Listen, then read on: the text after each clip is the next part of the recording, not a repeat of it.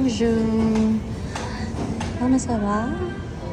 Aujourd'hui, c'est jeudi le 23 juillet. Today is Thursday, July 23. Ito ako sa KFC. I'm gonna have my lunch. Actually, lunch na pala. 11 na. Ay, hindi. 10:39 a.m. Midday again. Sumabay ako kay Josh sa pagpasok niya sa ING Hubs. So, maglalakad kasi ako ng Japanese tourist visa namin dalawa. Nag-a-apply na kami next month. Ipapasa ka na sa Rally Tours next week. Ayan.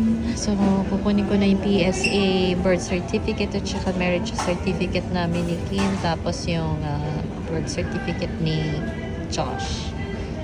Tapos papasirox na ako ng mga documents like ITR ni Josh. Yung aming, ano pa ba, yung aming France na Schengen visa.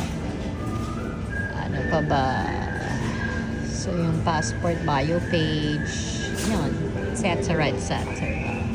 So, I'm gonna be busy today sa aking midday. Okay, please subscribe.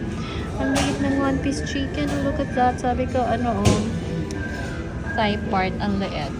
Okay, pagkatapos naman ito, magdi-DQ ako, magdi-dessert. Diesel. Okay, thank you so much. Please subscribe. Merci. Au revoir.